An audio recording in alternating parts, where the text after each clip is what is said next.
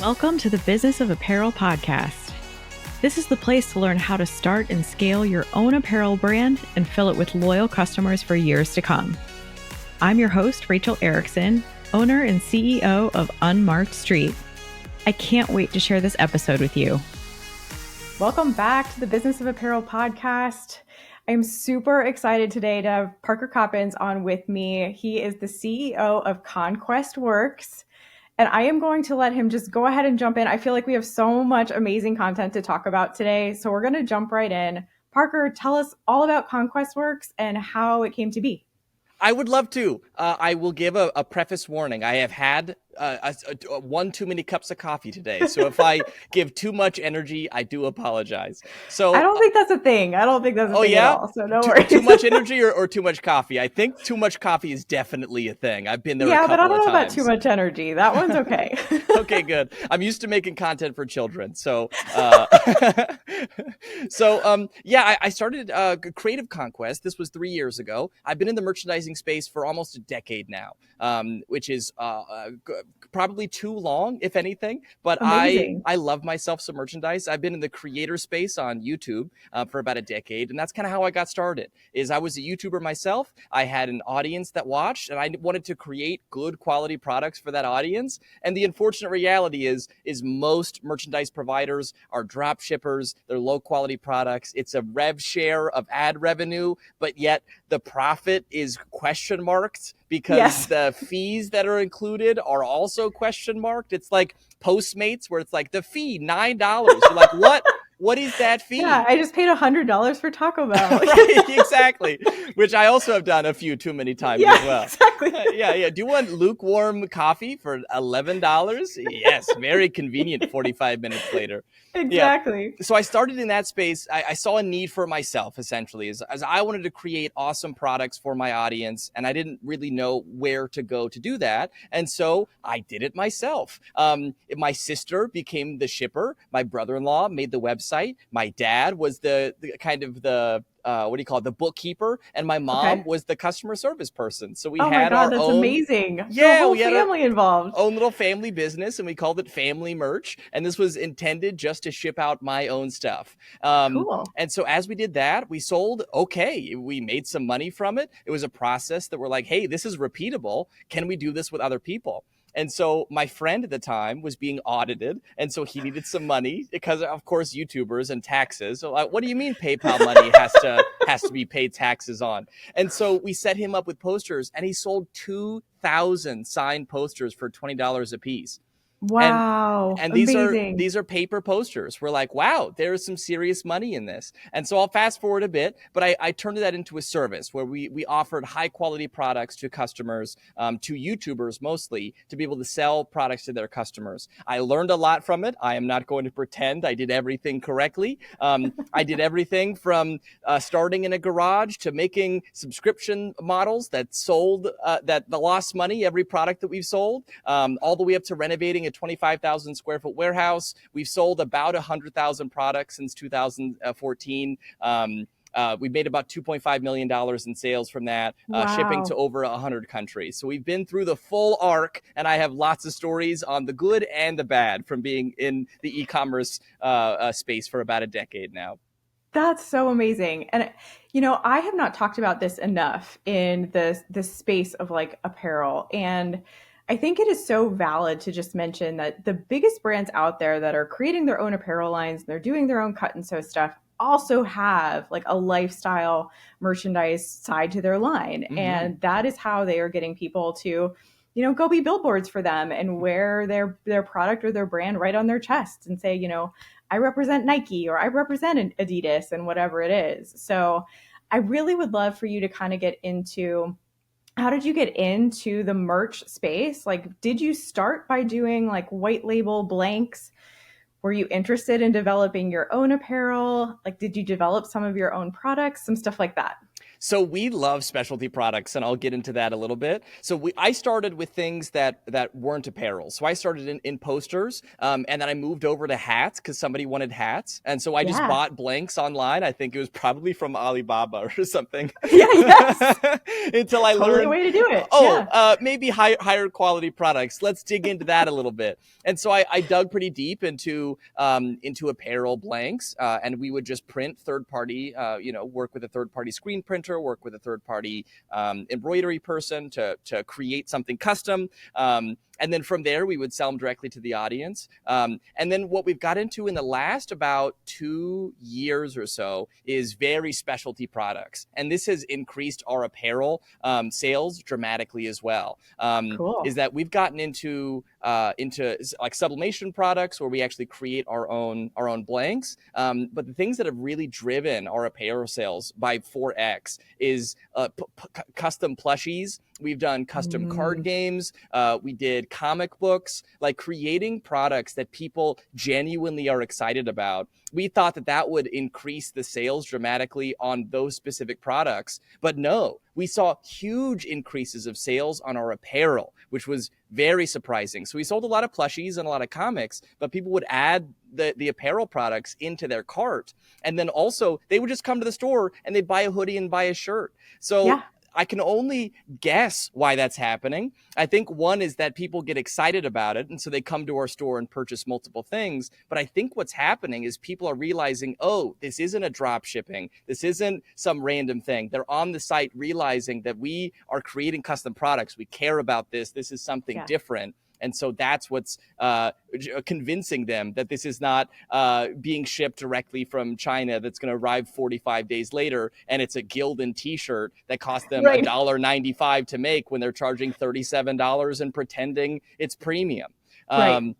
So that was something that was extremely shocking to us, to see the increase in sales from these specialty products. It is certainly worth the effort, and it is so much fun. Oh my God, it's such a good thing. And it's so true even of like apparel brands. So let's say for instance, you have a really high quality apparel brand making their own stuff. Like the customer is going to trust, similar to like Mm-hmm. your specialty items. They're making good quality stuff. They really care about the manufacturing process and how they're doing it. So I know that that t-shirt that I'm going to buy is also going to be a good product. Right. And I think too, there's also this element of like, you know how when you're at the grocery store and you're like, oh, I don't need gum, but here's a bunch of gum. So I'm Right. going to buy it as I'm like walking out of the store. There's a little bit of that element of like, I'm here, I'm shopping. This t-shirt is cool. I'm definitely going to add it to the cart. Like we talk about that sometimes in the apparel industry of like, what are some of these extra items that like could really get people jazzed about just buying, Yes. a pair of socks or another hat or something like that and add them to their cart. And those things add up over time. Yeah, the loss leaders. I mean, it's even better when your loss leaders are also profit leaders, but Yes. getting people on your store for something exciting, and they just also happen to add other things to their cart and or purchase something completely different. Once you have their attention and their excitement and they're on at your store and you offer multiple different types of products, it's amazing to see what sales look like when you just have something that excites the audience. That's very cool. And you are totally educating me right now because on like the flip side, like in another life, I have like this alter ego where I have my own apparel line and it is, it's slowly we're getting there. I am not a marketing or a sales wizard though. And so I'm trying to think about like what's next? What could we do next? And I've been looking into drop Mm, shipping, but not quite trusting that whole process. And so I would really love for you to kind of talk and teach me and teach the audience about your philosophy on branding and product design, and then also marketing and e-com. Like you just love seem to it. be a great expert at all of that.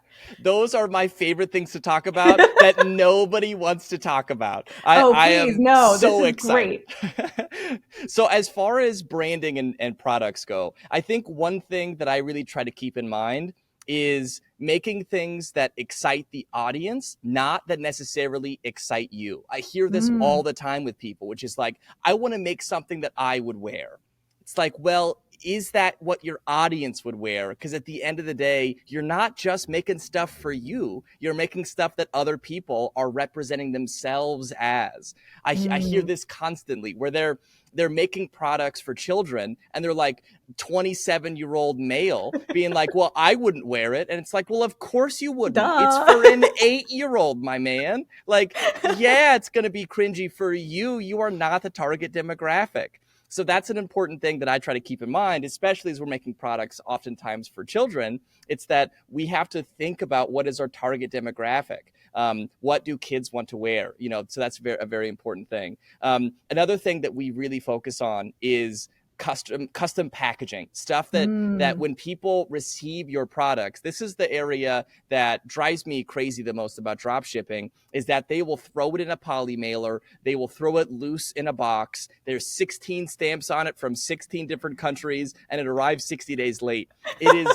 It is not about if the product arrived. It is about the experience of that product totally once agree it with has that. arrived. There's one thing, which is selling a product. It's another thing to have customers. It's another thing to have long-term customers. And having a repeat customer percentage of 3% is very different from having a repeat customer of 30%, of having that long-term brand in which represents you for a long time. And especially a first time customer, you want that customer to be so happy and excited, not just content with the product that they ordered. You want to go above and beyond. We do this on YouTube, which is the opposite of clickbait, is you satisfy their click immediately when they get to the YouTube video, and then you offer more value on top of it to keep them interested in watching I further. love that. So I That's such use a good way that to describe it. I use that on our products all the time, which is custom packaging is a huge thing, and these are not that expensive either. When it comes to like a box, I'd show you one, but for the audio podcast, it'll be a little hard. I'd have to describe it. I guess I can describe it. We created a shipping box. So this was a container that we actually got complaints on because people thought it was so cool, but they couldn't keep it because USPS kicked it around. But our card game is a medieval card game, and so we created a trunk that actually arrived to their door. It was a cardboard box that was printed like a treasure chest, so No that when it way. Very arrived, cool. people opened it, and then we found that we could wax seal stuff by taking colored hot glue and then finding a seal online. It cost us less than 5 cents a piece, and it took us just those couple of seconds to stamp it. But the amount of customer feedback, we spent a year creating a card game, and we got more photos back, them being so excited about the custom packaging, that our game design team was like, guys, come on, send some photos excited about the game that we created.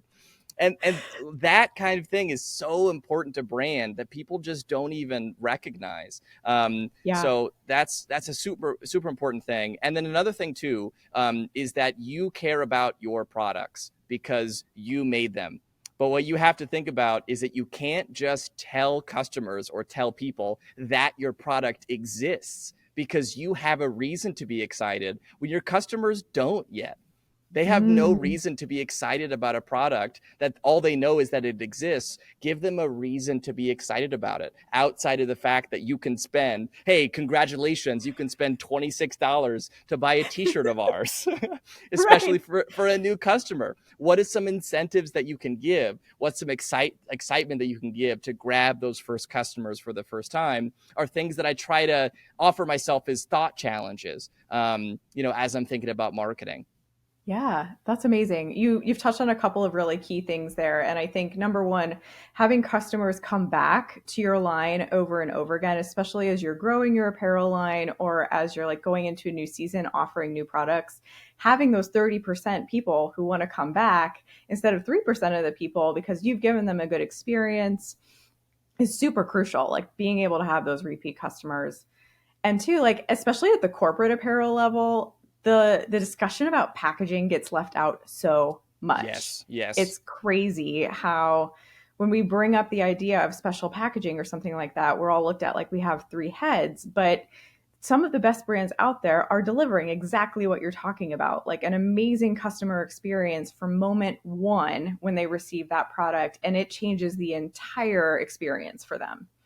If you're looking at data, I don't know if you talk deep about data for this, but what I like to look at is the return on the investment for first-time customers. I would look deep at what is your customer return rate, and then create custom packaging. It's not expensive, by the way. It is something that is an investment, but it's not that expensive. And then look at the return customer rate over those customers for the first 6 months, and then Wow. take that and extrapolate it over the course of how many repeat purchases they may have. And that's the value of that custom packaging, which is significant. So you might spend, I don't know, $10,000 on custom packaging based on whatever numbers you might be doing. But the return over those customers over the course of the next 2 years is $200,000 because they're Wow. purchasing $35 t-shirts. So there Amazing. is data that you can use to sell custom packaging, but it does require a little bit of extra work. But it is Sure. so worth it, and you will see that return customer rate, returning customer rate, increase pretty dramatically. That's great. And there are some amazing brands out there right now providing custom packaging that are also super sustainable. So if that's something that, Mm-hmm. like, at the Business of Apparel, we talk a lot about sustainability in the apparel industry. And there are some out there that are offering compostable, 100% recycled, recyclable options. And so doing your own custom packaging doesn't mean you have to let go of that either. Mm-hmm. Yeah. You don't have to have it be 100% plastic that'll last 40,000 years. Right, right, exactly. Yes. Yeah, So ours you was were, a printed cardboard box, which worked out great. And we yeah. saw people that turned them actually into, we had somebody that sent they planted a little tree inside of it, which was super cute, a little Oh, no plant way. inside of the That's so box. cool. That's very cool. Yeah. It's also kind of like cat videos out there, right? Like everybody gets their product and the thing that they want is the box. It's That's true. At the very least, you've got a little hamster home. yes.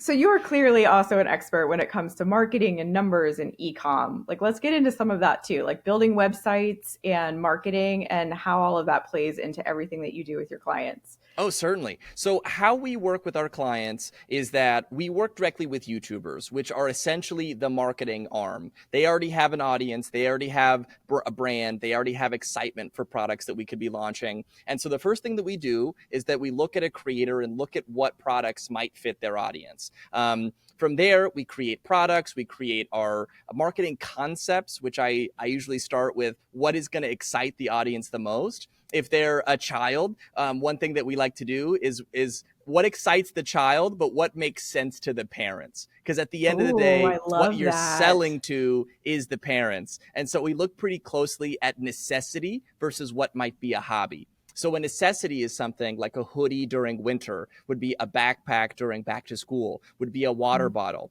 These things that the parents need and the parents want, which is their kids drinking water. And so we offer a water bottle, which is custom printed with their favorite YouTuber, because if they drink 3 more glasses of water than they normally would, that $20 is That's a worth win. it. That is a win. If the kid is excited to go to school on his first day of school, the parent would pay $1,000. We Yeah. don't we don't charge that, but that's the difference to me between necessity and something else that just happens to be in the closet. There's a certain amount of shirts until you're like, I am clothed forever.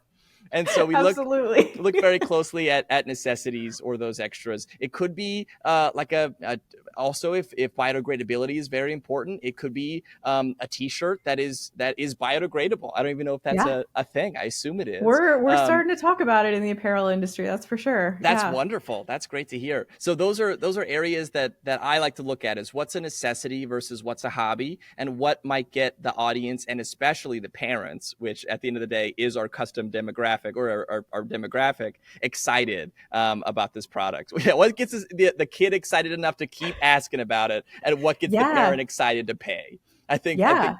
those are kind of the two areas. So then from there, we build a website. Usually it's just based on Shopify. Shopify has a great program, and we build something that's going to be easy to navigate. I think this is really important too, is a lot of people think that they have to make a super complicated or complex or Mhm. really beautiful website. Sometimes just going to a website, they want to see products. We've Sure. seen that the average click through on our websites is somewhere between 5 to 8 seconds. And so what we want to do is show them those products quickly. If they hit a page Yeah. and it says, welcome to the web, click out. They're gone. Show them immediately what it is that they came to the website for and make it easy to navigate and scroll.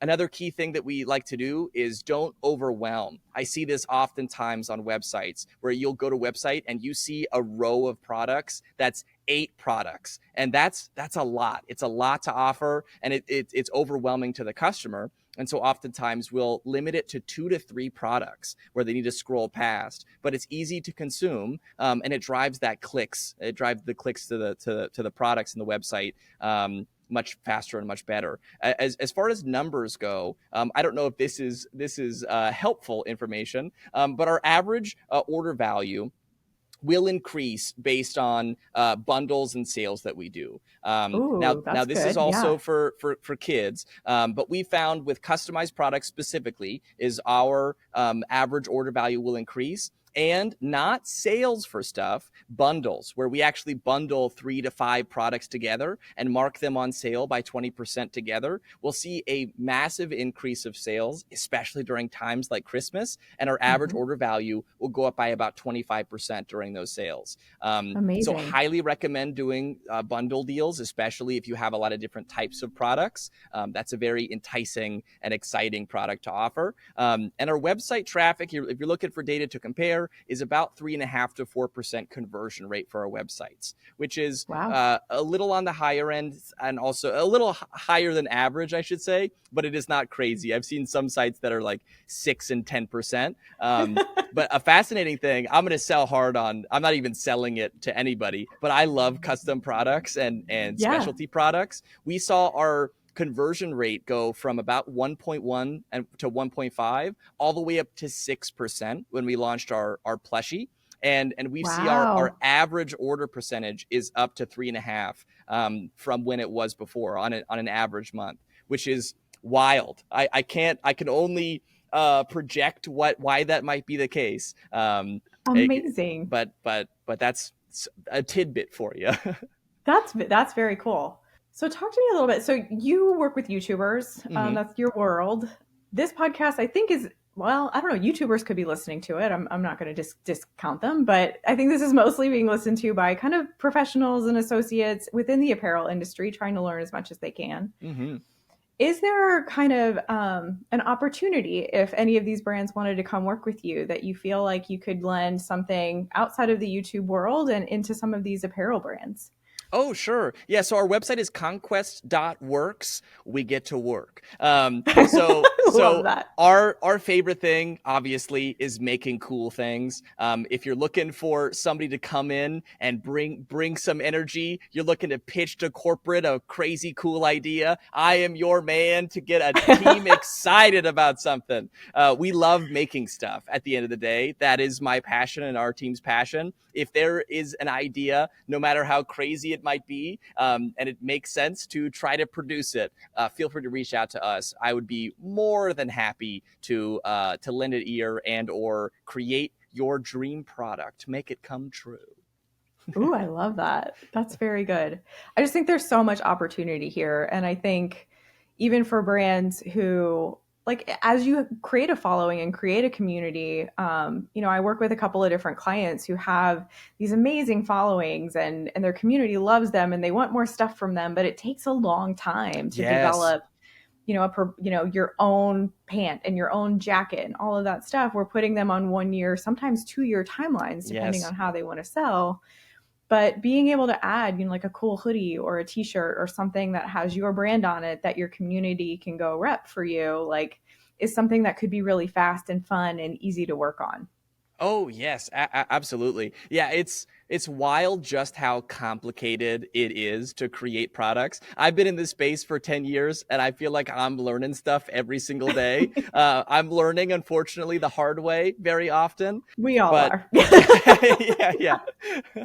But it's complicated, you know. It really has to be something that you're passionate and excited about. Yeah. And this is a reference that I make often that I really love. I think it was Tim Ferriss that talked about it. Is I could have been somebody else, but I like Tim Ferriss. I love Tim He's a Ferriss. We'll yeah. give him the quote. Yeah. We'll give him the quote. Probably isn't his.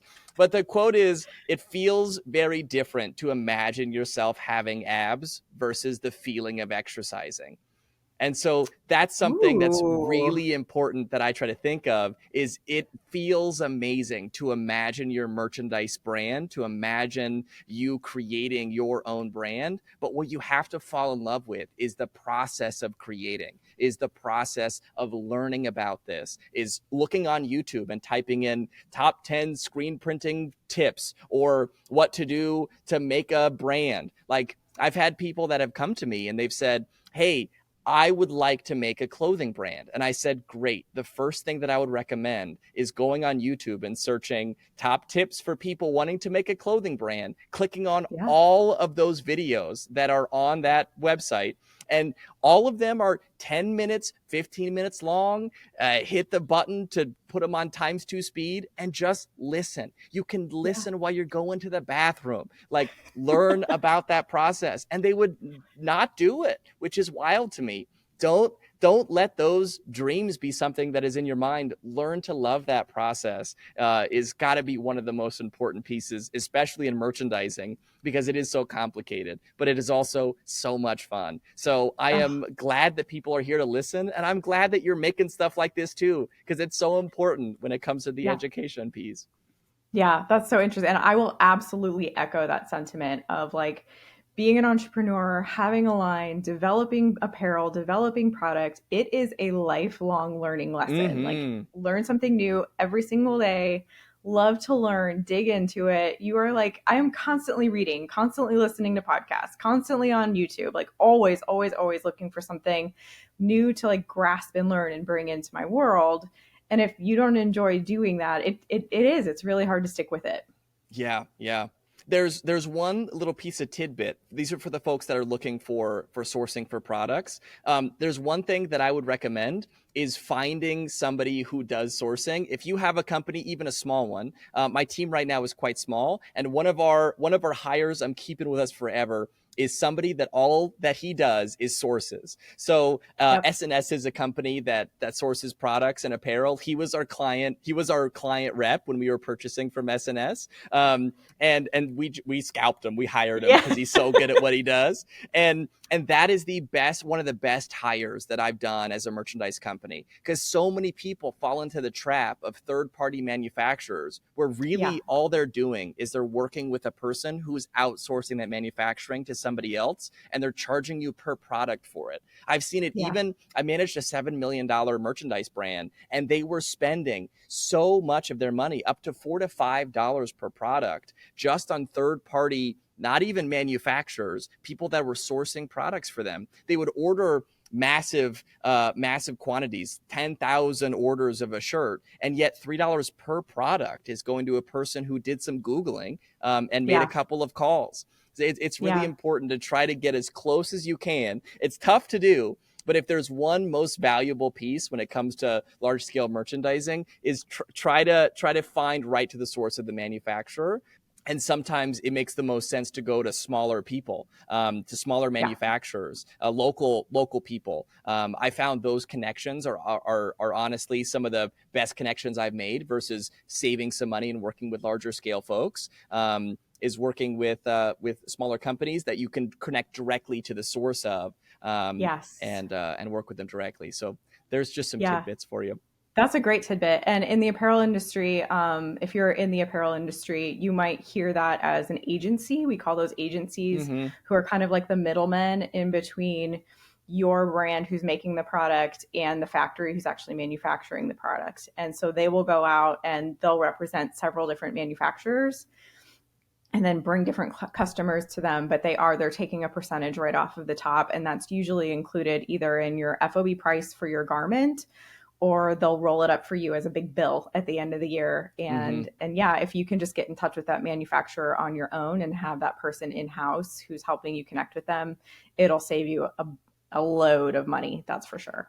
And it could sound quite intimidating as well to do that. And sometimes it is literally just as easy as Googling and finding some Yes. manufacturers and just calling each one that you hear and say, do you Yep. manufacture? Do you manufacture? And finding folks that way. It might Yeah. take an hour, but but it might take 10, but it will save you so much money and so many headaches in the long run. And if you're a person that does this, if you are a sourcing person that does this, one thing that I would recommend, or you're looking to get into this, you're great at sourcing, but you might not be so great at sales, and you work with people directly to sell your products to them, is offer a flat fee up front for your service versus offering some kind of split or getting that money in. The one thing that I've seen oftentimes with creators, we used to do profit share systems, but now we're working on a direct upfront cost that covers everything, is that Super customers smart.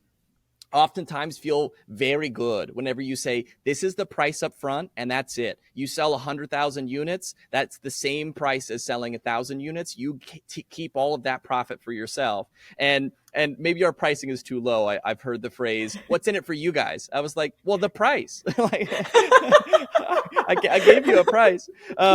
But having a set fee and then actually connecting them directly with the manufacturer can oftentimes be very satisfying to the customer. And I've seen a lot of people come back to that, especially if it's somebody who wants to be hands off like a creator. They don't want to maintain a client, but they'd be more than happy to pay you a monthly rate as if you were on their team in some capacity. And you can manage a lot of people at the same time with that. That's great advice. I think that's really great. And there are some amazing sourcing people out there who would be really valuable to a lot of these companies by doing exactly that. I love it. Mm-hmm. Hey, I didn't want to poo-poo on. There's a lot of really talented and delightful sourcing people. I didn't want to poo on them. I hear you. Yeah, it does get a bad rap. A lot of different industries. A lot of people do it wrong. Same with merchandising. Same with YouTuber merch. There's a lot of bad apples in there that are looking to provide very little value, that optimize their profit share by sending out lowest quality products as possible. Yes. And there are also the other people that really want to maintain that brand. So amazing. Well, if you are interested in working with Parker, go to conquest.works and reach out to him. You can just hear it in his voice, like just the value that they bring and the expertise that they will bring to your company. So thank you so much, Parker, for being on today. This was such a fun conversation and so relevant with some stuff I just haven't talked about yet. So thank you. Thank you. I am always happy to talk merchandising, logistics, and marketing. So thank you so much for having me. This meant a lot to me too. Cool. Thank you so much for listening to the Business of Apparel podcast. I would so appreciate hearing your thoughts on the show. And if you know someone who could benefit from it, please share it with them. My biggest desire is to help other apparel professionals understand the nuances of our industry so we can all work toward making better product for a better world. If you would like to connect further, I'd love to invite you to send me a message through my website, unmarkstreet.com, where I do weekly trainings through my video channel, a monthly newsletter, and offer so many resources to help you start and scale a profitable apparel brand.